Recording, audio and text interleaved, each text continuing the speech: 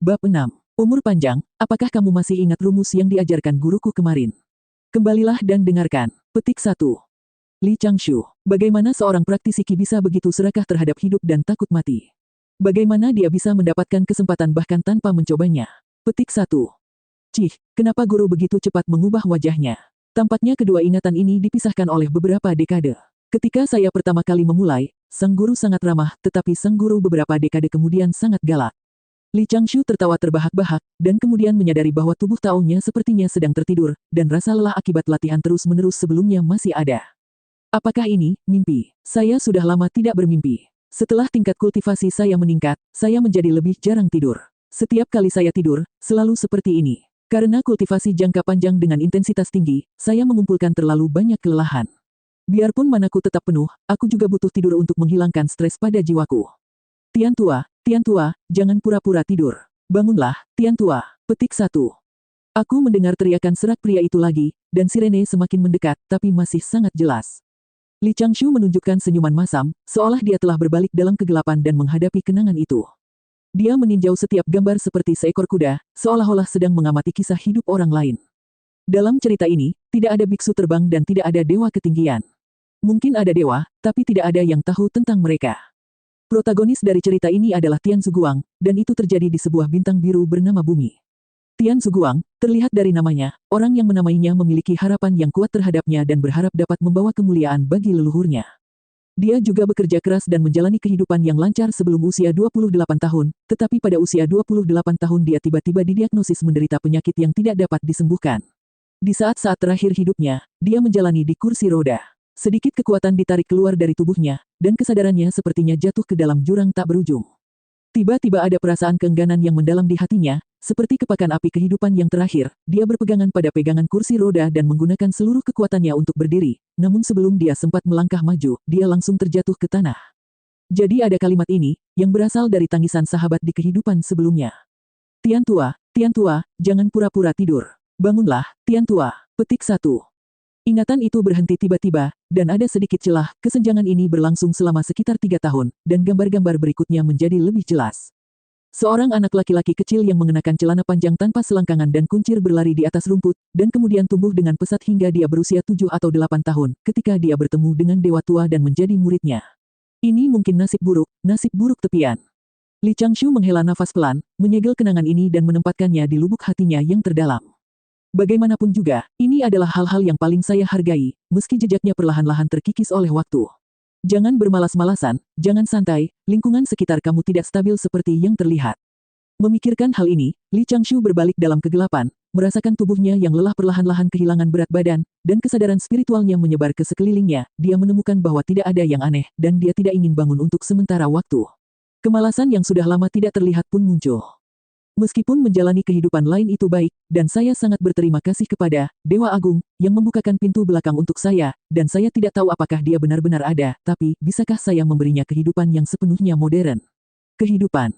Sekalipun dia tidak bisa kembali ke zaman modern, tidak masalah jika kembali ke zaman kuno seperti dinasti Tang yang makmur dan dinasti Qiang Ming. Dia masih bisa menjalani kehidupan yang damai dan menghabiskan hidupnya dengan bahagia, memiliki 3 istri dan 4 selir.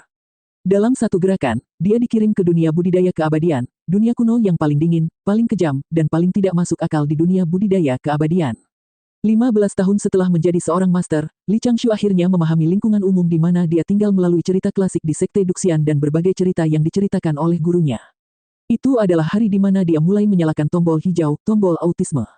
Benar sekali, dia sampai pada apa yang oleh generasi selanjutnya disebut zaman kuno, zaman prasejarah dalam mitos dan legenda, dan lahir di zaman kecil di antara 2 bencana besar di zaman prasejarah. Melihat ke depan dalam sejarah prasejarah, dampak dari Perang Lik masih terus berlanjut, meski umat manusia sudah makmur, kekuatan sisa-sisa ras iblis masih cukup kuat, dan terdapat ibu manusia Dewi Nuwa, salah satu dari 6 orang suci, sebagai jaminan. Lai tinggal di perbatasan 5 benua, memimpikannya ZTE, dan telah berperang dengan manusia penyuling Qi selama bertahun-tahun. Ke-6 orang suci telah kembali ke posisi mereka, dan mereka bersekongkol satu sama lain. Mereka akan membunuh makhluk hidup yang tak terhitung jumlahnya demi sedikit muka. 2 bos besar Sekte Barat, Jieyin dan Zunti, sebenarnya mengendalikan Xinyu Hezu yang miskin secara spiritual. Mereka mempromosikan ajaran Sekte Barat mereka kemana-mana dan terus-menerus menggali pintu. Tiga sekte Taoisme, Chan dan Jie, telah muncul. 12 dewa emas dari sekte Chan baru saja menjadi terkenal dan menjadi topik diskusi hangat di kalangan praktisi Qi dalam beberapa ribu tahun terakhir. Momentum kedatangan 10.000 dewa Jie Jiao ke pengadilan juga telah ditetapkan. Orang-orang kuat dari semua lapisan masyarakat berkumpul di bawah kursi pemimpin kultus Tongtian, berdebat dengan Chan Jiao setiap hari, tetapi untungnya, tidak ada listrik nyata dari gesekan. Ini adalah era terbaik Taoisme. Tiga agama berkembang pesat, dan umat manusia yang didukung oleh tiga agama berkembang. Ada gerbang gunung Taoisme di seluruh Tiongkok Tengah. Di 3.000 dunia, ada jejak murid-murid Taoisme tiga agama di mana-mana. Warisan Taoisme tersebar di tiga alam. Yuan Shen Tao dan pemurniki manusia menjadi arus utama di zaman prasejarah. Ini juga merupakan era terburuk bagi pemurniki biasa.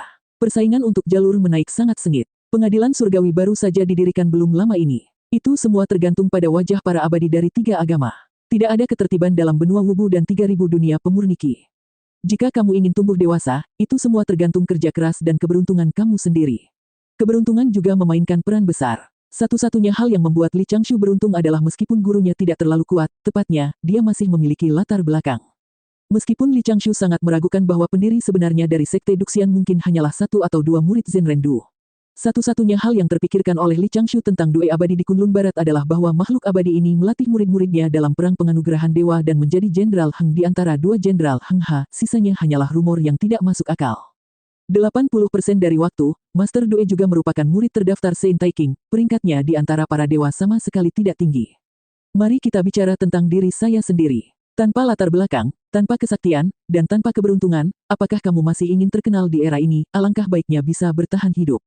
Oleh karena itu, mulai tahun itu dan seterusnya, Li Changshu menetapkan tujuan untuk dirinya sendiri, yaitu untuk hidup selama mungkin, berusaha menghindari segala macam bencana, dan hidup damai dan tenteram di kehidupan pertama yang akhirnya berhasil ia atasi untuk melewatinya. Maju, membuat nama untuk diri sendiri, sepenuhnya terisolasi dari diri kamu sendiri. Jika kamu berlatih lebih keras, apakah kamu mampu mengalahkan penguasa ketiga agama tersebut? Jika kita terus mempertaruhkan nyawa untuk mencari peluang, bisakah kita mengalahkan mereka yang disebut sebagai anak takdir? Bencana besar berikutnya adalah pertempuran para dewa. Dalam bencana besar ini, semakin jauh kamu, semakin baik. Daripada pergi ke dewa untuk menjadi dewa surgawi, lebih baik kamu segera berlatih, berlindung di istana surgawi ketika sedang menurun, dan menjadi dewa seorang veteran surga, pegawai negeri dari zaman kuno. Ini mungkin, bahkan jika kamu tidak dapat memetik buah umur panjang, selama kamu menjalani kehidupan stabil yang layak kamu dapatkan, kamu akan layak mendapatkan kehidupan baru kamu. Oleh karena itu, sejak hari itu, tujuan utama Li Changshu adalah hidup sampai mati. Untuk tujuan ini, dia, kakak senior, mengapa kamu tidur di sini? Pertemuan telah dimulai di puncak utama. Akan terlambat jika kita tidak pergi ke sana. Petik 2. Panggilan menyenangkan terdengar di telinganya. Li Changshu berhentilah berpikir dan perlahan buka matamu. Yang terlihat adalah wajah seorang gadis lembut, dengan mata cerah, alis willow, hidung indah, telinga cantik, dan bibir tipis berwarna merah muda. Fitur wajah yang sudah luar biasa ini sangat cocok dengan wajahnya yang pucat, dan alisnya yang indah ringan dan halus. Kerutan membuat orang-orang yang menyenangkan, dan matanya penuh aura. Siapa kamu, cantik, kakak senior? Gadis itu mengulurkan tangannya untuk mencubit hidung Li Changshu dan menggosoknya dengan lembut. Kamu tertidur lagi. Ah, Linge, kamu telah tumbuh begitu besar dalam sekejap mata. Li Changshu tertawa, melayang di atas rumput, dan berdiri tegak 3 kaki jauhnya. Aku sudah mendaki gunung selama 10 tahun. Lan Linge menghentakkan kakinya, mulutnya sedikit melotot, terlihat sangat manis dan menawan.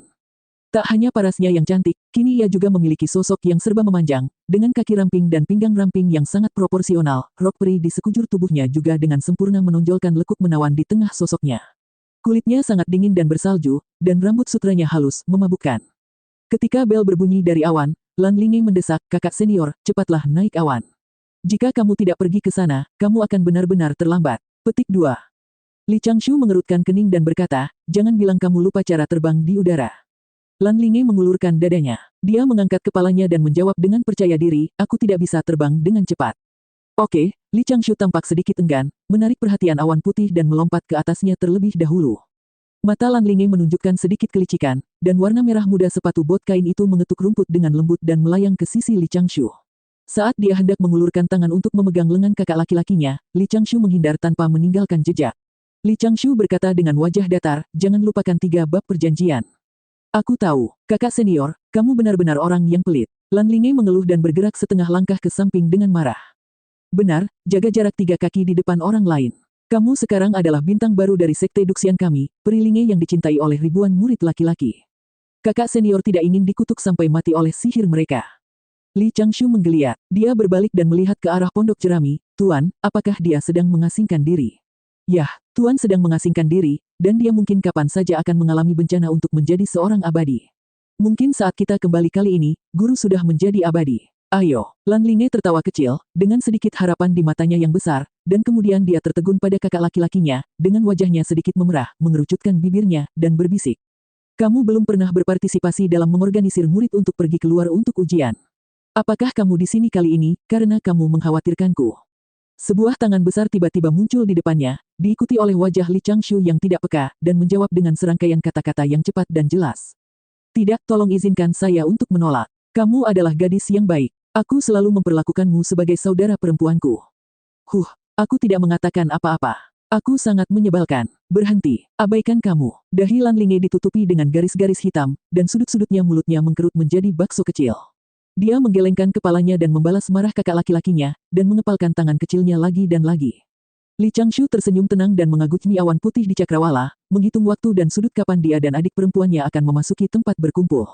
Tapi perhitungannya sia-sia, dengan adik perempuan junior yang mempesona di sisinya, semakin sulit untuk hadir tanpa diketahui. Bab 7. Ketika Li Changshu dan Linge mendarat di depan Baifan Hall, ratusan sosok telah berkumpul di sini. Dilihat dari kejauhan, pria dan wanita muda berjubah Tao dan rok panjang sedang mengobrol dan tertawa di sini. Jarang sekali mereka berpenampilan buruk. Jumlah praktisi ki wanita di sini tidak kalah dengan pria. Kebanyakan dari mereka punya paras yang cantik, sosoknya anggun, dan bisa dikatakan bunga anggrek dan krisan di musim semi dan musim gugur semuanya memiliki kelebihannya masing-masing, namun selalu ada beberapa yang menonjol, seperti menonjol di antara ayam, seperti halnya bintang-bintang dan bulan yang cerah. Misalnya, Lan Linge di sebelah Li Changshu. Bukankah itu Linge dari puncak Xiaoqiong? Dia semakin cantik, konon kualifikasinya juga sangat bagus. Dia telah mencapai pemurnian ki tingkat ke-8 10 tahun yang lalu. Dia akan masuk ke dunia transformasi. Saya mendengar bahwa beberapa penatua tertinggi ingin menerimanya, tetapi kami tidak memiliki berkah seperti itu.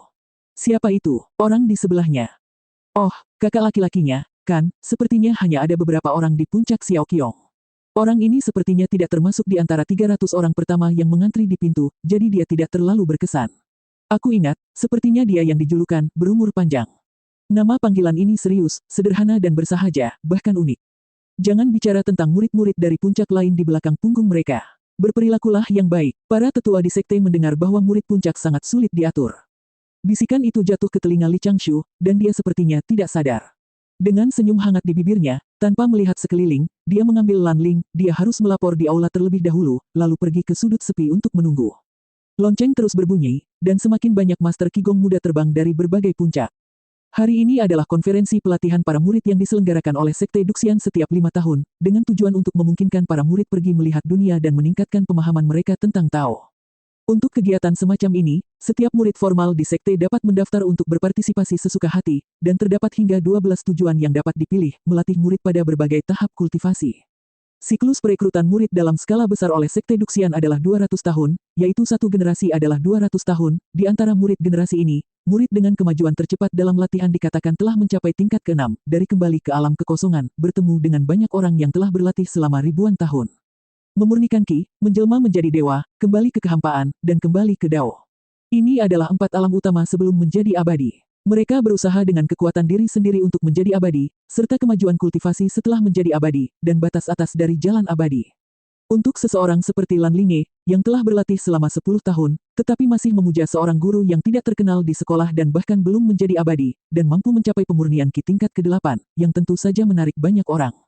Kedua kakak beradik itu berdiri di bawah naungan pohon dengan jarak 3 kaki, banyak pandangan tertuju pada mereka, sebagian besar pemilik pandangan ini merasa bahwa hubungan antara kakak dan adik senior tidak terlalu baik. Linge mematahkan kuncup dari dahan pohon willow dan dengan lembut melingkarkannya di ujung jarinya, dia ragu-ragu untuk berbicara beberapa kali. Aturan 1 bab 3, jaga jarak 3 kaki di depan orang luar. Aturan 2 bab 3, jangan ngobrol jika tidak ada urusan di luar. Saudaraku, kamu mau kemana? Tebak, aku sudah menanyakanmu selama beberapa hari, Linge mendengus dan berbisik, pokoknya, aku akan pergi kemanapun kamu pergi. Aku harus mengawasi kamu. Li Changshu tersenyum dengan tenang, membuka sedikit bibirnya, dan suaranya langsung masuk ke telinga Lan Linge, menggunakan metode transmisi suara. Adik perempuan, kamu sekarang adalah seorang praktisi Qigong yang cukup mahir. Kamu harus belajar menghadapi beberapa kesulitan secara mandiri. Petik 2. Lan Linge berkata dengan jujur, saya mengikuti perintah gurumu untuk mengawasimu. Jangan biarkan kamu keluar dan menimbulkan masalah, kamu akan kehilangan reputasi Qiongfeng kecil kami. Li Changshu tersenyum tipis dan tidak berkata apa-apa lagi. Setelah bel ke-6, sosok-sosok terbang keluar dari Aula Baifan, dan total lebih dari 60 praktisi Qi berdiri di udara. Mereka memiliki wajah dan temperamen yang berbeda-beda, ada yang berambut abu-abu dan wajah keriput, ada pula yang masih berpenampilan seperti gadis berusia 28 tahun, namun kebanyakan dari mereka berpenampilan dewasa dan mantap. 63 murid ini sedikit membuka aura mereka, dan tiba-tiba ada keheningan di depan Aula Baifan, sementara sosok di langit dikelilingi oleh sinar cahaya peri. Ini adalah makhluk abadi dari berbagai puncak, yang bertanggung jawab atas misi pengawalan untuk perjalanan ini. Mendengar teriakan burung bangau, seekor burung bangau putih bermahkota merah datang dari atas awan, dengan seorang lelaki tua kurus duduk bersila di atasnya. Jika Anda perhatikan lebih dekat pada lelaki tua itu, Anda dapat melihat ada awan samar keberuntungan di belakangnya, dan dua awan mengambang di sekelilingnya. Bunga teratai biru sendiri memiliki kemurahan hati yang luar biasa, auranya tidak terekspos sama sekali, namun memberikan perasaan keagungan dan harta karun. Ini adalah Master Zhongyu, wakil master dari Sekte Duxian, dikatakan bahwa dia adalah Master Surgawi Abadi dan salah satu dari 10 teratas di Sekte Duxian. Tuan Zhongyu tidak berpidato panjang lebar. Kelopak matanya setengah tertutup, bibirnya terbuka, dan suaranya bergema di seluruh puncak utama, kamu harus selalu mengingat aturan sekte ketika kamu keluar, promosikan reputasiku Sekte Duxian, dan jangan melakukan apapun yang tidak pantas. Ini merupakan penghinaan terhadap tradisi keluarga. Ada total 12 tempat dalam perjalanan ini. Baru-baru ini, ada setan di pantai Laut Cina Timur yang menyebabkan masalah pada beberapa suku. Saya harap Anda dapat melenyapkan iblis, mempertahankan jalan, dan melindungi sesama Anda. Penatua Ge, mari kita mulai. Setelah itu, Guru Zhongyu mengendarai derek dan pergi tanpa tinggal lama. Semua murid memberi hormat. Seorang lelaki tua yang berdiri di udara di depan aula menundukkan tangannya ke depan untuk menerima perintah tersebut, dan kemudian berkata dengan lantang. Mereka yang pergi ke pantai Laut Cina Timur untuk membunuh setan dan melenyapkan setan, datanglah ke paling kiri, dan tingkat kultivasi mereka tidak lebih rendah dari pemurnian Qi tingkat ke-6. Mereka yang pergi ke sini, hadiah akan didasarkan pada jumlah iblis yang dihilangkan. Para murid di bawah segera mulai bergerak, dan hampir setengah dari murid pergi ke sisi kiri aula, yang tiba-tiba menjadi sedikit ramai. Ini adalah hal yang biasa dilakukan di setiap konferensi pelatihan, di antara 12 tempat pelatihan, salah satu tempat haruslah tempat dengan tingkat kesulitan dan bahaya yang relatif rendah, tetapi dengan imbalan yang sangat kaya. Lan Linge menoleh untuk menatap kakak laki-lakinya dan menemukan bahwa kakinya memang tidak bergerak. Tujuan kakak senior memang bukan untuk mendapatkan keuntungan. Adik perempuan, tingkat kultivasimu masih dangkal, ikuti saja mayoritas, bujuk Li Changshu melalui suaranya. Lan Linge sedikit mengerutkan bibirnya dan berdiri diam di samping kakak senior. Saya mendengar Penatua Ge terus berteriak, mereka yang pergi ke perbatasan Tenggara Tiongkok Tengah untuk membunuh iblis dan melenyapkan iblis, datang dan tunggu di sisi kanan. Tingkat kultivasi mereka tidak boleh lebih rendah dari pemurnian Qi tingkat ke-8. Hanya beberapa lusin murid yang mengambil tindakan kali ini, tetapi masing-masing murid ini adalah kondisi transformasi spiritual dengan tingkat kultivasi yang baik. Begitu saja, di bawah teriakan Penatua Ge yang terus-menerus, para murid berangkat satu persatu, memilih kemana harus pergi. Di tempat pengalaman yang Penatua Ge sebutkan, persyaratan minimum untuk kultivasi juga terus meningkat. Ketika Penatua Ge berseru, persyaratan minimum adalah alam transformasi ilahi tingkat kedua, Lan Linge menatap seniornya, mata cerah saudara laki-lakinya dengan air mata berlinang. Itu adalah kebencian. Tingkat kultivasinya yang sebenarnya adalah transformasi ilahi tingkat kedua. Kakak senior, mau kemana? Li Changshu masih tersenyum dan tidak berkata apa-apa. Segera, hanya ada 23 orang yang tersisa di lapangan, dan hanya ada 2 tempat pelatihan yang belum diumumkan sebelumnya. 23 orang ini, kecuali sepasang kakak dan adik di sudut, hampir semuanya adalah spesies abadi, dari berbagai puncak, di antara generasi murid ini, mereka yang telah dilatih secara khusus juga berada di garis depan para murid. Penatua Ge melirik ke arah Lan Linge, dan kemudian berteriak. Mereka yang pergi ke Pulau Linyun di Laut Cina Timur untuk merasakan pengalaman tersebut harus memasuki aula dan menunggu. Tingkat budidaya mereka tidak boleh lebih rendah dari tingkat ke-9 dari alam transformasi dewa. Segera, hanya ada 23 orang yang tersisa di lapangan, dan hanya ada 2 tempat pelatihan yang belum diumumkan sebelumnya. 23 orang ini, kecuali sepasang kakak dan adik di sudut, hampir semuanya adalah spesies abadi, dari berbagai puncak, di antara generasi murid ini, mereka yang telah dilatih secara khusus juga berada di garis depan para murid peringkat. Penatua Ge melirik ke arah Lan Linge, dan kemudian berteriak. Mereka yang pergi ke Pulau Linyun di Laut Cina Timur untuk merasakan pengalaman tersebut harus memasuki aula dan menunggu. Tingkat budidaya mereka tidak boleh lebih rendah dari tingkat ke-9 dari alam transformasi dewa. Di antara 20 orang yang tersisa, ada 17 orang yang berangkat pada saat yang sama, masing-masing melepaskan aura mereka sendiri, dan mereka semua berada di alam kembali ke kekosongan tingkat kedua atau ketiga. Ada suara kekaguman dari sekeliling, dan ke-17 murid dengan cepat terbang ke aula. Saat ini, hanya ada 6 orang yang masih berada di lapangan, dan mata para murid dengan cepat terfokus pada seorang gadis yang mengenakan gaun peri merah menyala dan membawa pedang bermata lebar. Pada saat ini, gadis itu memejamkan mata dan berdiri dengan tenang, seperti peri yang tertinggal di dunia, seperti peri dari 9 surga, seolah-olah ada kata-kata besar yang melayang di sekelilingnya. Jangan biarkan orang asing masuk. Dia adalah salah satu yang paling terkenal di antara murid-murid kontemporer dari Sekte Duxian. Tidak hanya dia cantik dan harum, dia juga memiliki temperamen yang luar biasa dan sosok yang sempurna. Bakatnya untuk mengembangkan keabadian bahkan lebih menakjubkan. Saat ini, dia telah mengungkapkan auranya terlebih dahulu dan sudah berada di alam kembali ke dunia maya level 4. Dia baru menjadi anggota profesi ini selama lebih dari 60 tahun, dan kualifikasinya membuatnya sangat dihargai oleh Sekte Duxian, dan dia telah bergabung dengan silsilah kepala puncak Potian sejak dini. Kamu Qinsuanya juga ingin pergi ke Beizu. Tidak buruk, Li. Changshu di sudut menunjukkan senyuman tipis. Bepergian dengan perhatian seperti itu akan membantunya menghindari perhatian. Lan Linge, yang berada di samping, mengendus ringan dengan ujung hidungnya beberapa kali, dan langsung mencium bau yang tidak biasa.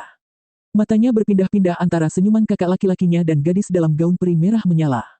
Benar saja, ada yang tidak beres. Saya mendengar obrolan dari kerumunan. Kakak senior Suanya akan pergi ke Beiju Lusu untuk mengambil obat. Kakak senior Suanya akan pergi ke Beiju Lusu, dan tampaknya kakak senior Yuanqing juga akan pergi ke Beiju Lusu. Petik 2. Bukankah ini tidak bisa dihindari? Melihat kakak senior Yuanqing belum bergerak, dia secara alami menunggu kakak senior Suanya untuk membuat keputusan. Petik 2. Hati-hati dengan kata-katamu dan jaga hatimu. Jangan menyinggung dua jenius Tao ini dari Breaking the Puncak Langit. Di udara, Penatua Ge mengerutkan kening dan memandang saudara dan saudari Li Changshu dan Lan Linge, menggelengkan kepalanya sedikit, dan terus berteriak dengan keras. Murid yang pergi ke hutan miasma kekacauan di Tenggara Beiju Lusu, silakan masuk ke aula dan tunggu. Tempat ini sangat berbahaya. Murid seringkali terluka, dan persyaratan minimumnya adalah alam transformasi ilahi tingkat 9. Gadis berbaju merah menyala membuka matanya, burung phoenix-nya matanya cukup jernih, dia mengetupkan jari kakinya dengan ringan ke tanah, dan ujung roknya berayun ringan tertiup angin. Seperti bunga roh api yang sedang mekar, ia melayang ke dalam istana dengan tatapannya. Mengikuti di belakang adalah seorang praktisi ki muda yang terlihat sopan dan lembut, namun auranya menunjukkan bahwa dia berada di alam kembali ke Void tingkat kelima. Matanya tidak pernah meninggalkan sosok merah menyala di depannya, jadi tentu saja dia adalah orang itu. Kakak senior Yuanqing. Li Changshu pun berjalan di waktu yang bersamaan, karena Yu Qinsuanya dan Yuanqing menarik perhatian penonton, saat ini ia tidak diperhatikan oleh orang lain sehingga membuatnya merasa cukup nyaman. Tapi begitu dia mengambil 2 langkah, dia menggigil tanpa alasan, dan sepasang mata penuh kebencian mengikutinya seperti bayangan. Saudaraku, kenapa kamu tiba-tiba pergi ke Beiju Lusu? Li Changshu merasakan angin dingin di belakangnya. Xuanzang, terdiam, berbalik dan berkata dengan suara yang dalam, tentu saja aku akan mengumpulkan jamu. Petik 2. Kakak senior, apakah jamu di rumah tidak cukup untukmu? Kamu. Xiao Qiongfeng Linge, tiba-tiba terdengar suara dari udara. Ada teriakan, tetapi Penatua Ge lah yang mengerutkan kening pada saudara-saudari dan bertanya, apakah Anda masih ingin berpartisipasi dalam tamasya ini? Petik 2. Berpartisipasilah. Lan Linge mengangkat kepalanya dan menjawab, merasa ada orang di sekitarnya, melihat dirinya sendiri, wajah cantiknya memerah. Terlihat jelas bahwa tadi adalah angin sepoi-sepoi yang mengunci ribuan mil, namun sekarang adalah musim semi dan bunga-bunga bermekaran. Perubahan ekspresi bisa dikatakan cukup alami. Lan Linge berkata dengan tergesa-gesa, tetua, mohon khawatir tentang hal itu. Budidaya muridnya masih dangkal, dan dia sedikit ragu-ragu sekarang. Sekarang kami telah memutuskan untuk mengikuti semua saudara dan saudari ke pantai Laut Cina Timur. Penatua Ge mengangguk, menunjukkan kebaikan tersenyum, dan berkata dengan hangat, kembali ke pertempuran dengan cepat, jangan tunda waktu yang tepat untuk berangkat. Petik 2. Ya, Lan Linge diam-diam menghela nafas lega. Ketika dia berbalik untuk mencari kakak laki-lakinya lagi, tidak ada seorang pun di depannya. Sungguh, kenapa kamu harus pergi ke tempat berbahaya seperti itu? Dia menggembungkan bibirnya dan mengeluh dengan suara rendah, aku bahkan tidak ingin mengatakan hati-hati, hati-hati, kamu kakak senior yang bau. Ketika dia berbalik, Lan Linge telah kembali ke ekspresi normalnya dan berjalan menuju kerumunan. Di kejauhan, yang dia hadapi adalah beberapa talenta tersenyum dari semua lapisan masyarakat. Di aula, lebih dari selusin mata tertuju pada Li Changshu di sudut, kebanyakan dari mereka dengan sedikit kecurigaan, dan mereka tidak tahu siapa orang ini. Li Changshu diam-diam melepaskan auranya. Transformasi ilahi tingkat ke-9, lulus ujian, dan berada di atas rata-rata di antara murid-murid kontemporer. Bab 8. Yuan King, suanya, kamu adalah murid kedua dan keenam dari generasi ini. Mengapa kamu terburu-buru mengumpulkan tanaman obat? Du Lingfeng Liu Yaner, Xiao Lingfeng Wang Qi, juga termasuk di antara 20 teratas generasi ini. Liang Cai, mengapa kamu terburu-buru pergi ke hutan kabut beracun? Apakah sekte kamu sudah sangat pelit terhadap murid-murid muda? Beiju Lusu bukanlah tempat yang baik, tidak ada yang selamat datang ke sana. Sudut Aula Baifan, wanita abadi yang berbau alkohol memiringkan kepalanya, menatap Li Changshu yang berdiri di belakang 4 murid muda yang mempesona, lalu melihat ke bawah ke batang bambu di tangannya, menatap Li Changshu, dan mengulanginya 2 kali, wajahnya secara bertahap menjadi gelap. Li Changshu, kultivasi apa yang kamu miliki? Mengapa kamu pergi ke hutan kabut beracun setelah kamu baru menjadi dewa tingkat 9? Pergi ke Laut Cina Timur untuk melawan monster udang. Peri wanita ini tanpa ampun dalam kata-katanya yang blak-blakan, tapi dia juga sangat masuk akal, dia jelas mempertimbangkan keselamatan Li Changshu. Wanita abadi membawa 2 labu anggur, 1 besar dan 1 kecil, tergantung di pinggangnya. Dia berpakaian sangat sederhana, dengan celana panjang, kemeja pendek, dengan rambut sutra hitam dan rambut panjang tergerai. Di antara 3.000 praktisi ki wanita, ini bisa dianggap sebagai anomali langka. Dari segi penampilan dan temperamen, ia mirip dengan seorang murid tukang yang sudah lama tidak bekerja dan menyerah pada dirinya sendiri. Untungnya, pinggangnya yang ramping diikat dengan potongan kain, blus linennya yang hampir pecah, dan sedikit paksaan yang muncul di tubuhnya dari waktu ke waktu dapat membuat orang langsung mengerti bahwa ini adalah orang yang kuat, seorang peri wanita. Nama Tao orang ini adalah Jiu Jiu, murid Po Tianfeng. Dia tampak seperti berusia awal 20-an, tetapi sebenarnya berusia 8 atau 900 tahun. Dia telah abadi selama lebih dari 600 tahun. Dia juga seorang top orang terbaik di antara generasi murid yang memulai karirnya pada saat yang sama, kini dia mampu berdiri sendiri. Dia adalah satu-satunya yang pergi ke hutan kabut beracun untuk menjaga gerbang, itu membuktikan kekuatannya yang luar biasa. Dengan ekspresi serius di wajahnya, Li Changshu mengepalkan tangannya salam memberikan penghormatan kepada Dewi Anggur yang terkenal dan berkata, Dewi Anggur, murid ini perlu mencari beberapa tanaman herbal. Salah satunya hanya dapat ditemukan di hutan kabut beracun. Saya harus merepotkan Tuan Dewi Anggur kali ini. Jenis ramuan apa? Peri perempuan itu mengerutkan bibirnya, dengan sedikit rasa jijik di wajahnya yang sebenarnya sangat cantik. Tuanmu dan aku punya sedikit hubungan, aku akan memberimu ini kepadamu, perlihatkan ke Penatua Ling di Paviliun Daozang. Saat dia berbicara, wanita abadi itu mengeluarkan sepotong batu giok dari blusnya yang bernoda anggur dan melemparkannya ke Li Changshu. Hitung saja sebagai bagian dari pembayaran bulanan saya dan dapatkan ramuan yang Anda cari. Apakah hutan kabut beracun adalah tempat di mana Anda, seorang transformasi dewa tingkat 9, bisa pergi? Jika Anda benar-benar mati di sana, uang anggur saya akan dipotong selama 10 tahun. Tuan kamu yang suka menangis pasti akan datang kepadaku dan menangis. Memikirkannya saja membuatku muak. Kedua pria dan 2 wanita di samping sedikit terkejut, dan mereka mata tertuju pada potongan batu giok itu. Medali giok identitas tetua sekte begitu mudah diberikan kepada murid puncak berbeda dari transformasi dewa tingkat 9. Li Changshu tersenyum pahit, mengambil 2 langkah ke depan dengan potongan batu giok di tangannya, dan menyerahkannya kembali kepada peri wanita. Jika saya punya pilihan, saya tidak akan mengambil risiko pergi ke hutan kabut beracun, tapi kali ini benar-benar saya tidak berdaya. Menurut aturan sekte, seorang guru tidak bisa menolak permintaan muridnya untuk pergi berlatih, jadi dia harus meminta tuan guru untuk mengabulkannya. Jiu Jiu sedikit mengernyit, menatap junior yang menurunkan kepalanya di depannya dan memberi hormat, mendengus, dan mengambil kembali potongan batu giok itu dengan santai. Yuan Xing suanya. Petik 2. Gadis dengan rok peri merah menyala dan praktisi ki muda yang anggun menjawab pada saat yang sama, murid ada di sini. Jiu Jiu berkata dengan sedikit kesal, kalian berdua jika kalian punya waktu luang, tolong bantu untuk menjaganya. Murid akan melaksanakan perintah, Yukin suanya menyetujui tanpa ekspresi. Guru, jangan khawatir. Yuan King menatap Li Changshu dengan ramah, dan senyuman di sudut mulutnya cukup lembut, aku pasti akan menjaga saudara muda Changshu dengan baik. Jiu Jiu tidak bisa membantu tetapi meletakkan tangan di dahinya dan menatap Li Changshu. Hanya semburan keluhan, dia memulai lebih awal dari kamu dan suanya. Sungguh, Li Changshu, bagaimana kamu melakukannya? Kamu telah berlatih selama lebih dari 100 tahun dan belum mencapai ranah kembali ke dunia maya. Lupakan saja. Dengan kondisi puncak kiong kecilmu, tidak buruk bagimu untuk bisa mengimbangi sebagian besar murid. Baiklah, Yuan King tampak malu, tapi dengan cepat menundukkan tangannya, maaf, kakak senior Changshu, jangan salahkan aku. Li Changshu menggelengkan kepalanya sambil tersenyum, merasa sedikit emosional di dalam hatinya. Seorang gadis dengan wajah dingin dan pria berhati hangat, pasangan ini adalah pasangan yang sempurna. Tapi itu tidak ada hubungannya denganku. Li Changshu tiba-tiba merasakan 2 tatapan tidak ramah, dan dia tidak mengeksplorasi apapun, dia dengan tenang berterima kasih kepada Jiu Jiu, berbalik dan memberi hormat pada Yukin suanya dan Yuan King, lalu mundur ke mereka berempat, di belakangnya, dia berdiri dengan tenang.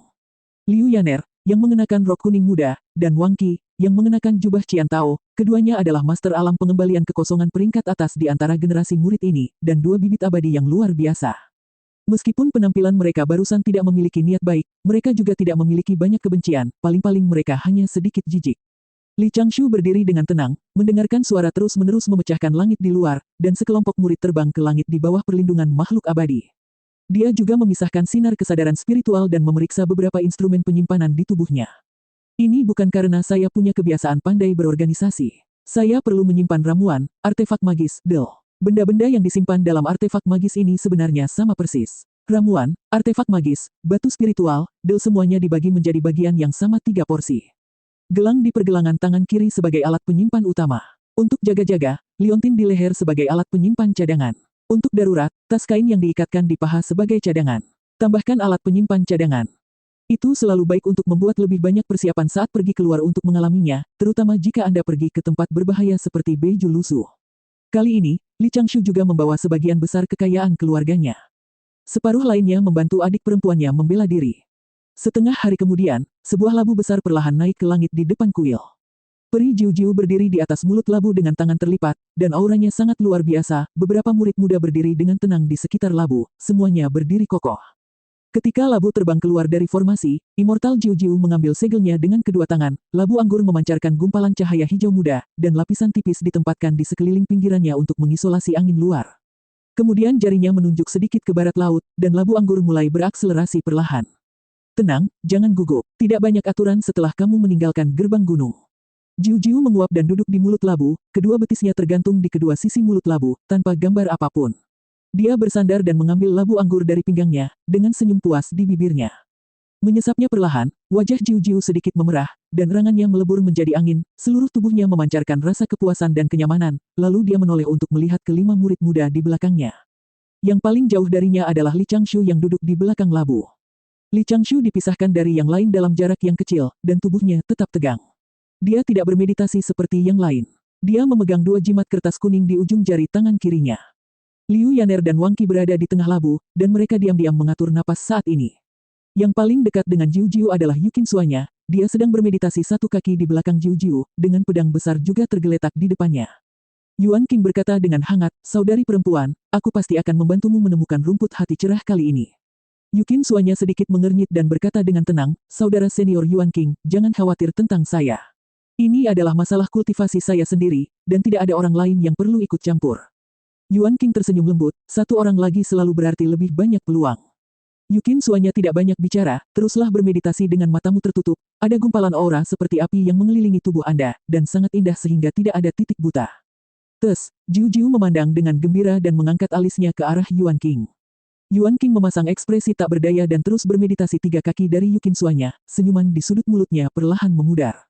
Ini pertunjukan bagus lainnya di mana daun-daun yang berguguran bersifat sentimental dan air yang mengalir tidak disengaja. Jiu-Jiu menyesap anggur peri. Dia masih memiliki pikiran yang belum selesai dan sisa rasa yang tak ada habisnya, tapi dia hanya bisa menggantungkan labu itu kembali ke pinggangnya dengan malas. Dia bersandar di tepi mulut labu, menatap awan dan awan di bawah langit biru, sedikit melamun. Setelah terbang seperti ini beberapa saat, Jiu-Jiu mau tidak mau menyentuh labu di pinggangnya, tapi dia ragu-ragu sejenak lalu berhenti, berkata, "Dibutuhkan waktu 2 hari 3 malam untuk terbang ke Beiju Lusu, kalian apakah Anda akan bermeditasi seperti ini?" Wang Qi itu, nyanyikan sebuah lagu kecil untukku. Tuan Anggur, Wang Qi dari belakang berkata dengan tergesa-gesa, "Bagaimana saya bisa menyanyikan sebuah lagu?" Jiu-Jiu segera melihat jijik, "Kalau begitu kalian siapa yang tahu?" "Changshu, bisakah?" Petik 2. Li Changshu menggelengkan kepalanya dengan serius, dan malah menggunakan metode transmisi suara, mengingatkan Jiu-Jiu, "Tuan, sepertinya ada sosok di awan di atasmu." Petik 2. Jiu-Jiu mengangkat kepalanya dan melirik, dengan tenang berkata kepada Li Changshu, "Di tanah luas Mubusu, ada banyak praktisi Qi yang bisa terbang ke langit dan melarikan diri dari bumi. Jangan membuat keributan. Tempat ini tidak jauh dari sekte Duxian kami." Karena itu, Jiu-Jiu membubarkan kesadaran ilahinya, dan setelah beberapa saat, kecepatan Dalabu Yukong mulai melambat dengan mantap. Setelah beberapa saat, labu besar itu melayang di udara, tidak bergerak, dan Jiu-Jiu masih duduk di sana dengan santai, berteriak dengan keras.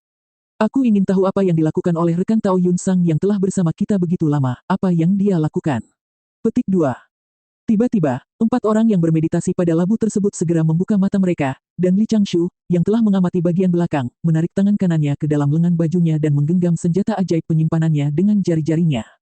Dari belakang awan, sesosok tubuh kekar terbang keluar. Pria ini kapak besar, dengan wajah kasar, aura kuat dan tebal di sekujur tubuhnya, dan kapak besar tergantung di punggungnya. Immortal. Petik 1.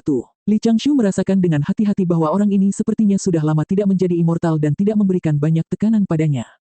100 kaki jauhnya, pria kekar ini mengepalkan tinjunya ke arah Jiu Jiu dan berkata dengan keras, "Saya adalah penjaga di depan istana Honglin di Tiongkok Timur, dan saya di sini untuk melindungi Yang Mulia Putri ke-6. Jika ada pelanggaran, tolong jangan salahkan aku." Putri ke-6, Jiu Jiu memiringkan kepalanya dan melihat kedua murid perempuan di belakangnya. Mata Li Changshu tanpa sadar tertuju pada Liu Yaner, yang memiliki wajah bulat dan tampilan sedikit berasap, tetapi Liu Yaner menatap langsung ke murid perempuan muda lainnya. Saat itu, Yukin Suanya berkata dengan nada yang sangat dingin. "Kembalilah, jangan khawatirkan aku. Putri, penjaga di depan istana, muncul tiba-tiba saat mereka pergi ke Beiju Lusu." Hidung Li Changshu bergerak sedikit dan dia mencium, semacam rutinitas. Bab 9 mohon tetap menahan diri seperti yang seharusnya dimiliki gunung es. "Yang Mulia, Sang Jenderal datang ke sini atas perintah Raja, dan jika dia kembali seperti ini, sangat sulit untuk hidup kembali. Negara musuh siap mengambil tindakan baru-baru ini, dan Raja khawatir mereka akan menyerang Anda secara diam-diam. Yang Mulia, izinkan saya menemani Anda dalam perjalanan Anda. Setelah Anda kembali ke Duxianmen, saya akan kembali sendiri." Petik 2. Yukin Suanya sedikit mengernyit, dan ada sedikit ketidakberdayaan di wajah cantiknya yang awalnya tanpa ekspresi. Yuan King membujuk, "Saudari muda Suanya, kita akan pergi ke Beiju Lusu. Ada tempat-tempat berbahaya di mana-mana. Dengan Jenderal Yuan, kita dapat memiliki lebih banyak orang untuk menjaga kita." Li Changshu tiba-tiba berbicara dan berkata dengan tenang, "Saudara muda Yuan King, apakah kamu mengenal jenderal ini sebelumnya?" "Saya hanya tidak mendengar jenderal ini mengumumkan namanya." "Yah, benar." Yuan King menatap Li Changshu dan berkata sambil tersenyum, "Aku dan kakak muda Suanya tumbuh bersama, dan kami juga bergabung dengan Sekte Duxian bersama. Jenderal ini bernama Yuan Ling, dan merupakan jenderal yang paling dipercaya oleh ayah Suanya. Biasanya ia bertugas menjaga ayah Suanya, kali ini ia bergegas melindunginya, terlihat jelas situasinya sangat berbahaya." Petik 2. Ternyata gadis berwajah dingin dan laki-laki tampan itu masih menjadi kekasih masa kecil. Li Changshu menangkupkan tangannya dan berkata, "Akulah yang terlalu banyak bicara." "Yang Mulia Putri ke-6, Yuan Ling mengerutkan kening dan berteriak. Yukin Suanya memandang Jiu Jiu yang sedang berbaring di mulut labu, dengan sedikit permintaan di matanya. Itu tidak menghalangi, Immortal Jiu Jiu melambaikan tangannya di tepi mulut labu, suaranya sedikit malas, "Karena kami adalah penjaga keluargamu, ayo berkumpul. Pria besar yang punya menjadi immortal tidak bisa diserahkan di tangan kita. Sungguh luar biasa. Hei, kawan, duduklah di belakang labu itu. Jangan bersuara lagi nanti. Sebenarnya tidak pantas memintamu untuk mengikutiku." Untungnya, tidak ada batasan dalam aturan sekte bahwa pemula tidak boleh memiliki penjaga sendiri untuk mengikuti mereka ketika mereka keluar. Petik 2. Nayu Wenling menangkupkan tangannya dan berkata, "Terima kasih, Immortal." Setelah mengatakan itu, pria besar itu melayang di belakang labu besar dengan kapak besar di punggungnya. Jiu Jiu mengarahkan jarinya, dan cahaya peri di sekitar labu besar itu perlahan membuka celah. Melihat ini, Li Changshu dengan tenang mengambil 2 langkah ke samping, lalu berjalan ke depan labu, mengangkat tangannya dan bertanya, Tuan Anggur, bolehkah saya duduk di belakangmu?" Jiu Jiu tidak bisa tertawa atau menangis untuk beberapa saat. "Kenapa? Kamu sudah berumur lebih dari 100 tahun dan kamu masih takut hidup. Datang dan duduklah. Tuanmu berkata bahwa kamu berhati-hati dan berhati-hati." "Dia memang benar." Petik 2. "Kakak senior Li, silakan duduk di sini." Yukin Suanya berinisiatif untuk berdiri, tersenyum sedikit meminta maaf pada Li Changshu, dan mundur 2 langkah. "Permisi." Li Changshu mengangguk, mengabaikan kedua mata yang agak tajam dari belakang, dan dengan tenang duduk di tempat Yukin Suanya tadi berada. Kedua pandangan ini masih datang dari Liu Yaner dan Wang Qi. Mereka jelas tidak puas dengan pengecualian Li Changshu. Mereka mungkin merasa telah kehilangan kemurahan hati yang seharusnya mereka miliki dalam mendidik murid-murid Sekte Immortal. Li Changshu tentu saja memilih untuk mengabaikannya. Immortal Jiu Jiu terus berbaris menuju utara dengan labu terbang. Liu Yaner dan Wang Qi sepertinya ingin mengejek Li Changshu dan pergi untuk berbicara dengan Yuan Ling. Namun, Yuan Ling, seorang pria kekar, memiliki temperamen pendiam. Mereka bertiga mengobrol sebentar dengan canggung, dan mereka mengobrol sampai mati beberapa kali. Yuan King tidak tahan mendengarkan lagi dan berinisiatif untuk bergabung dalam obrolan, yang membuat suasana menjadi lebih lancar. Namun, Li Changshu bahkan tidak melihat ke belakang, tangan kanannya selalu melingkari borgolnya, dan gumpalan kesadaran spiritual menyebar ke sekelilingnya. Sebelum memutuskan untuk pergi ke Tenggara Beiju Lusu secara langsung, Li Changshu berpikir dalam-dalam dan bertanya kepada Diaken Aula Baifan yang mengenalnya sebelumnya untuk mengetahui bahwa orang immortal yang mengantar para murid untuk mengalami kali ini adalah Jiu Jiu yang memiliki telah bertanggung jawab atas arah ini beberapa kali sebelumnya. Immortal. Meskipun Jiu Jiu telah berlatih kurang dari 1000 tahun, namun kekuatannya luar biasa. Ia juga memiliki kekuatan magis yang kuat dan beberapa senjata sakti yang kuat yang diberikan oleh tuannya. Dikatakan bahwa tingkat kultivasinya dekat dengan alam surga. Alam praktisi Qi normal yang menjadi immortal adalah, secara berurutan, Yuanxian, Zhenxian, Tianxian, Jinxian, Daluo, Hunyuan Wuji. Ini disebut jalan immortal surgawi. Lebih penting lagi, Jiu Jiu adalah salah satu dari sedikit makhluk immortal di sekte yang memiliki persahabatan dengan tuannya. Li Changshu awalnya merasa hanya ada sedikit orang yang pergi ke Beiju Lusu untuk berlatih. Dengan perlindungan immortal ini, akan jauh lebih aman daripada pergi ke Beiju Lusu sendirian. Aku hanya tidak pernah menyangka hal seperti ini akan tiba-tiba terjadi di tengah perjalanan. Melirik Yuan Qing dan Yuan Ling dari sudut matanya, Li Changshu berpikir dalam hati dan perlahan menutup matanya, namun, dia tidak berniat berlatih Taoisme dan tetap siap menggunakan Wind Escape kapan saja. Untungnya, berada lebih dekat dengan Tuan Sommelier memberi saya rasa aman. Dengan baik, hehehehe, minum teguk sedikit saja, masih jauh dari situ, tak boleh ada yang terlewat, tak boleh ketinggalan apapun. Peri anggur yang duduk di mulut labu itu tertawa aneh, dia memeluk labu berisi anggur itu dan diam-diam menyesapnya, wajahnya tiba-tiba memerah dan dia menjilat bibirnya dengan maksud tidak puas. Li Changshu, benar saja, lebih baik mencari alasan untuk meninggalkan tim dan pergi sendiri. Aku di atas, tidak ada kata-kata selama setengah hari. Saat matahari terbenam dan senja berlalu, langit sudah dipenuhi bintang.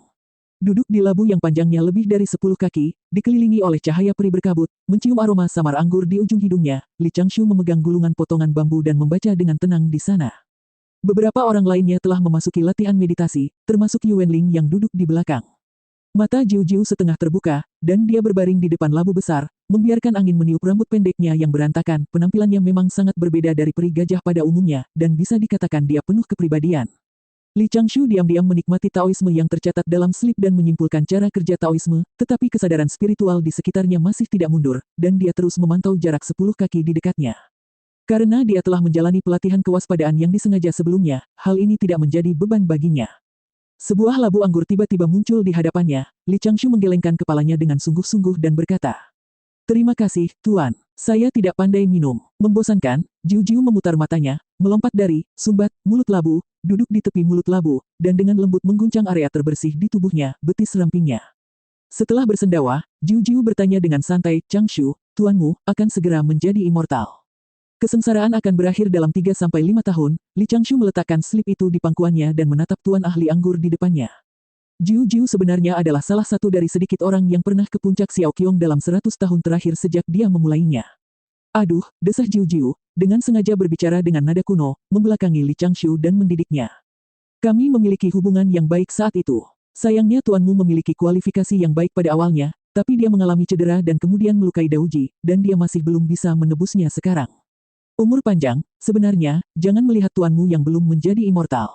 Pemahamannya tentang Taoisme sekte immortal kita sama baiknya dengan pemahaman immortal manapun yang berusia ribuan tahun. Tuan, apa yang kamu bicarakan?" Li Changshu menunjukkan sedikit senyuman dan sedikit menyipitkan matanya, tapi dia jarang menunjukkan ekspresi seperti itu di depan orang lain selain tuan dan adik perempuannya. Li Changshu berkata, "Guruku selalu mencurahkan seluruh upayanya untuk mengajariku dan adik perempuanku. Bagi kami, guru itu seperti orang tua. Ngomong-ngomong, apa yang terjadi dengan kultivasimu? Butuh waktu bertahun-tahun untuk menjadi dewa tingkat 9, tapi kamu masih belum bisa memahaminya ketika kamu kembali ke kehampaan." Jiu Jiu berbalik dan menatap Li Changshu. "Saat pertama kali memulai, saya mendengar orang berkata bahwa Qiong Feng kecilmu bernasib buruk. Dari sudut pandang ini, itu benar. Ambillah ke sini, saya akan menunjukkan kualifikasi Anda. Saya ingat kualifikasi Anda cukup bagus ketika Anda mulai, bukan? Jangan terlalu bingung dengan tuanmu yang bingung." Petik 2.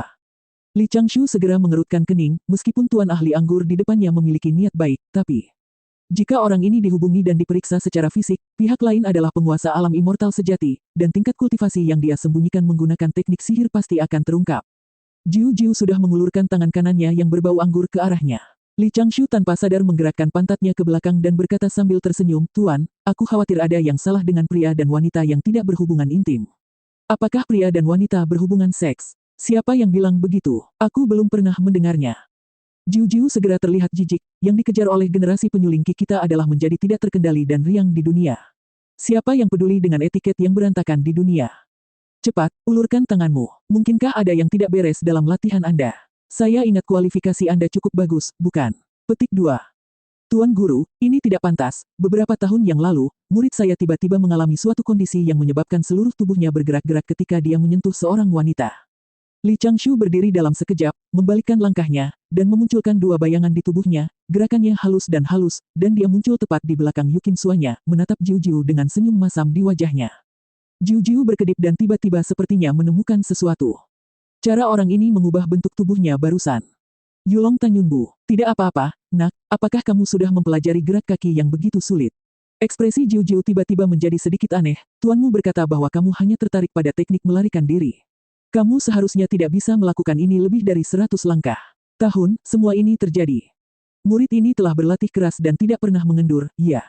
Sentuhan lembut ini, Li Changshu menunduk dan melihat jari hijau putih yang dengan lembut menusuk paha bagian dalam, dan beberapa garis hitam tiba-tiba muncul di dahinya. Melihat ke sepanjang jari-jarinya yang ramping, Anda dapat melihat lengan batu giok yang halus dan putih, seolah-olah diukir dengan hati-hati dari batu giok putih lemak kambing. Melihat ke atas, Anda dapat melihat tali bahu, kerah, dan wajah yang agak miring berwarna merah menyala. Wajah cantik dengan sedikit rasa ingin tahu. Ada Qin Suanya. Beberapa tahun yang lalu, saya tiba-tiba mengalami kondisi di mana seluruh tubuh saya berkedut ketika saya menyentuh seorang wanita. Petik 1. Sudut mulut Li Changshu bergerak-gerak hebat, tapi dia langsung mengambil keputusan. Ini juga orang yang kejam. Saat ini, dia sama sekali tidak peduli dengan gambaran luarnya, dan seluruh tubuhnya mulai sedikit gemetar. Dia mengertakkan gigi untuk mengontrol otot-otot di sekujur tubuhnya dan mulai memutar. Wajahnya menunjukkan rasa sakit, matanya memutar ke atas, dan mulutnya berbusa. Brengsek, Yukin Suanya, bukankah kamu adalah gunung es tanpa jiwa? Bab 10 Permintaan Maaf Suanya. Saya baru saja membuatmu tersinggung, saya harap Anda memaafkan saya, kakak. Duduk di depan labu besar, Li Changshu tampak tenang dan memandang Yukin Suanya yang sedang menundukkan kepala di hadapannya, meski dalam hatinya ingin mengeluh, ia hanya bisa mengatakan beberapa patah kata bahwa tidak apa-apa. Li Changshu merasa bahwa mata yang tertuju padanya tidak lagi memiliki rasa jijik dan ketidakpuasan yang sama seperti sebelumnya, melainkan penuh simpati dan rasa kasihan. Umur panjang, Immortal Jiu Jiu terbatuk dan berkata dengan sungguh-sungguh, kamu pasti memiliki iblis di hatimu, mungkin karena kamu dan tuanmu telah berlatih sendirian di pegunungan sepanjang tahun. Kakak senior Changshu, Yuan Qing melayang dari samping, mengambil sebotol ramuan, dan berkata dengan suara rendah, ini adalah ramuan yang dapat menjernihkan pikiran dan menenangkan pikiran. Mungkin berguna untuk penyakit kakak senior. Terima kasih, saya menghargainya. Li Changshu tersenyum sedikit canggung, dan Yuan Qing segera memahami sesuatu dan dengan terampil mengubah topik pembicaraan. Memanfaatkan kesempatan ini, Li Changshu juga mengamati reaksi beberapa orang. Yu Wenling tidak memperhatikan lelucon kecil ini selama seluruh proses, dia duduk diam bermeditasi dengan mata tertutup, sangat tenang. Mata Liu Yan ke arahnya sedikit lebih simpatik, dan Wang Qi menatapnya dengan mata penuh emosi. Mungkin mengatakan, saudara laki-laki ini memiliki kualifikasi kultivasi yang biasa-biasa saja, tetapi dia juga menderita setan batin seperti itu, mulai sekarang kehidupan Tao akan menjadi sangat sulit. Sangat umum di Sekte Duxian membentuk pasangan Tao untuk berlatih. Yuan Qing berbasa-basi dan kemudian mundur ke belakang labu, Wang Qi berinisiatif untuk datang dan mengobrol beberapa patah kata. Li Changshu hanya tersenyum dan tidak banyak bicara. Saya merasa Yuan Qing, murid-murid dari generasi yang sama yang berdedikasi untuk mengembangkan Taoisme, meskipun mereka sudah tua, pikiran mereka ternyata sederhana. Benar sekali, mereka semua adalah siswa terbaik di antara murid-murid generasi mereka, mereka menghabiskan sebagian besar waktunya untuk berlatih dan tidak banyak berkomunikasi antar pribadi. Gejolak kecil ini segera berakhir. Setelah beberapa saat, labu menjadi sunyi kembali, dan semua orang terus bermeditasi dan berlatih. Li Changshu mengambil gulungan itu lagi dan membacanya dengan penuh semangat, dan suasana hatinya tidak terpengaruh sama sekali. Immortal Jiu Jiu duduk bersila di depan dengan tangan terlipat, dan dia juga sedang melamun, dia sedang memikirkan bagaimana membantu Li Changshu menyingkirkan iblis dalam dirinya dan kembali ke kehidupan biara yang bahagia. Apakah perlu menggunakan pesona seorang wanita? Melawan api dengan api. Petik 1. Jiuxian menundukkan kepalanya dan menatap dadanya yang membuncit, diikuti dengan ledakan tawa yang aneh. Li Changshu tidak terlalu memperhatikan penambahan pengaturan secara tiba-tiba pada dirinya. Meskipun ini hanya tindakan sementara untuk menghindari penyelidikan oleh Tuan Ahli Anggur atas budidaya dan kualifikasinya, dia akan selalu memperhatikan detail ini sepanjang prosesnya. Tidak sulit bagi Li Changshu untuk tetap waspada. Kakak senior Changshu, tiba-tiba terdengar panggilan dari belakang. Li Changshu berbalik dan melihat wajah Yukin Suanya yang meminta maaf. Meskipun Li Changshu benar-benar ingin mengatakan sesuatu saat ini, tolong jaga kehati-hatian dan kebanggaan yang seharusnya dimiliki oleh keindahan gunung es, tapi pada akhirnya dia hanya bisa menunjukkan senyuman kecil, melambaikan tangannya untuk menunjukkan bahwa dia tidak membutuhkannya, untuk mengatakan lebih banyak, berbalik dan terus membaca volumenya. Yukin Suanya mengerucutkan bibirnya, namun permintaan maaf tak kunjung pudar. Dan perasaan spiritual Li Changshu dengan tajam menangkap bahwa Yuan King, yang menutup matanya di belakangnya, sedikit mengernyit. 2 hari kemudian, Dongsheng Senzu, yang luas, berpenduduk jarang, dan dipenuhi sekte abadi, secara bertahap semakin tertinggal. Dalam perjalanannya, labu besar ini terbang di awan dan kabut, siang dan malam, dan akhirnya sampai di perbatasan barat laut Dongsheng Senzu. Li Changshu belum pernah berlatih kultivasi sepenuhnya, jadi dia tetap memperhatikan beberapa inci persegi di sekitarnya, dan dia sering kali dapat melihat sosok Yukong melintas melewati cakrawala di ujung pandangannya. Untungnya, mereka tidak menemui kendala apapun di sepanjang perjalanan. Jiu-jiu menggeliat, dan labu besar itu mulai melambat perlahan, jatuh menuju pegunungan di bawah. Pria Jiuxian itu menguap dan berteriak kepada orang-orang di belakangnya, "Bersiaplah, kita akan memasuki perbatasan Busu. Kalian semua, dengarkan, Beiju Lusu bukanlah tempat yang baik. Kali ini Anda di sini hanya untuk pengalaman. Jangan mempertaruhkan hidup Anda untuk memperjuangkan harta dan ramuan. Selanjutnya, saya akan membawa Anda ke pintu masuk Beiju Lusu. Ingat tempat ini, jika Anda ingin datang ke Beiju Lusu sendirian di masa depan, jangan berkeliaran dengan bodoh." Petik 2. Kelima murid itu berdiri pada saat yang sama, menundukkan tangan mereka kepada Jiu-Jiu, dan berkata serempak, "Ikuti ajaran Tuan Guru." Ya, Jiu-Jiu mengangguk puas. Liu Yaner bertanya dengan suara rendah, "Tuan Guru, bukankah Beiju Lusu salah satu dari 4 benua besar? Mengapa masih ada pintu masuk? Mungkinkah racun di sini telah membentuk formasi alami?" Jiu-Jiu mengerutkan bibirnya dan berkata dengan tenang, "Siapa yang tahu kenapa? Jelaskan padanya." Yuan King, yang berada di belakang, tersenyum dan berkata, "Racun di Lusu di Beiju tidak sulit untuk dilawan bagi pemurniki yang telah kembali ke alam kekosongan dan telah mampu membentuk zutian batin. Hal yang paling merepotkan di sini adalah serangga beracun dan rumput liar yang dihasilkan oleh racun, serta binatang buas dan binatang beracun yang muncul di mana-mana, yang sangat sulit untuk dihadapi." Petik 2. Jawabannya salah. Jiu-Jiu memutar matanya dan mengutuk Yuan King, dia bertanya mengapa ada pintu masuk. "Apa jawabanmu?" Yuan King tersenyum canggung dan hanya bisa menundukkan tangannya. Yu Wenling berkata dengan suara yang dalam, "Karena klan iblis." Ya, hanya karena klan iblis, jenderal besar itu cukup berpengetahuan. Jiu-Jiu melihat ke bawah, mengendalikan labu besar itu agar jatuh menuju lembah di pegunungan, dan berkata dengan serius. "Nasib umat manusia bertemu di benua Nanfanbu, dan Beiju Lusu adalah tempat suku Wu diasingkan. Karena pada zaman dahulu, untuk menopang langit yang akan runtuh, beberapa wali memotong keempat kaki kura-kura raksasa bawaan di sini dan menjadikannya tiang surga." Suangui meninggal dengan amarah dan depresi di dalam hatinya. Tubuhnya yang besar dan kekuatan sihirnya yang besar berubah menjadi racun Lusu di Beiju yang bertahan selama bertahun-tahun. Jika Anda melihat ke barat laut, itu bukanlah awan hujan. Petik 2. Beberapa orang melihat ke barat laut pada saat yang bersamaan, saat ini mereka hampir turun ke pegunungan, dan mereka hanya bisa melihat awan hitam kelabu mengepul di cakrawala. Tak terbatas, luas. Jiu-Jiu melanjutkan, "Racun telah melahirkan banyak serangga beracun dan gulma beracun, yang menghalangi mendekatnya makhluk biasa, dan juga menjadi tempat di mana banyak bunga dan buah-buahan eksotis tumbuh subur. Ada berbagai jenis binatang buas dan binatang beracun di dalamnya, dan bahkan binatang buas, para dewa tidak berani mendekat terlalu dalam. Setelah Perang Lik, sisa-sisa klan penyihir diasingkan di sini. Mereka pergi ke ujung utara benua Beikulu, di mana terdapat es dan salju, dan sedikit serangga dan binatang. Mereka hampir tidak dapat bertahan hidup, tetapi dikatakan bahwa mereka adalah di ambang kehancuran. Memang cukup menyedihkan. Klan iblis yang menyimpan kebencian terhadap klan penyihir, serta klan yang diusir oleh penyuling ki manusia kita, semuanya berkumpul menuju perbatasan Beiju Lusu. Seiring berjalannya waktu, daerah sempit yang terbentang ratusan ribu mil dari timur ke barat ini menjadi tempat terpenting bagi klan iblis untuk hidup. Petik 2. Setelah perkenalan, Jiu-Jiu melihat ekspresi beberapa murid dan menemukan bahwa, kecuali Li Changshu, mereka semua mulai merasa sedikit gugup. "Efeknya bagus, silakan berusaha lebih keras." Jiu-Jiu tersenyum dan berkata dengan suara yang dalam, "Lihatlah pegunungan di sekitarmu. Ada banyak iblis besar dan iblis tua di antara mereka. Beberapa dari mereka sangat kuat dan terutama suka memakan pemurni ki manusia." Beberapa orang tiba-tiba menjadi lebih waspada, sementara Li Changshu mengangguk dengan tenang, lalu melanjutkan melihat ke bawah. Jiu-Jiu merasa bosan, menunjuk ke bagian bawah labu, dan melanjutkan tanpa ekspresi. "Kota di bawah adalah salah satu pintu masuk dan keluar yang dibuka paksa oleh Tuan Manusia kita dan memasuki Beiju Lusu. Konon telah terjadi gencatan senjata dengan klan iblis selama ribuan tahun, dan kita tidak tahu kapan itu akan terjadi, mulai bertarung lagi. Saat kita memasuki kota nanti, saya akan mengajak Anda membeli jimat penghindar racun dan pil detoksifikasi. Meskipun ada hal-hal ini di depan pintu, saya tidak tahu siapa yang membuat peraturannya. Saya ingin membawa Anda mengalami kehidupan seorang biksu dan mengajari Anda cara barter.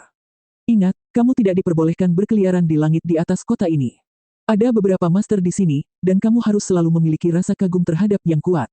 Ayo turun dari lereng tenggara bukit dan berjalan melalui jalan pegunungan. Petik 2. Kelima murid tersebut menerima perintah tersebut dan mengingat peringatan dari Immortal Jiu-Jiu ini.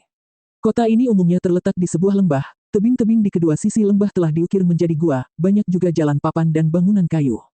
Lembah tersebut dipenuhi berbagai bangunan yang terlihat sangat berantakan dari kejauhan. Terdapat istana megah dan pagoda megah di sini, namun sebagian besar berupa bangunan kayu dan tanah, tidak ada denah keseluruhan, dan hanya ada beberapa jalan sempit yang nyaris tidak bisa dilewati.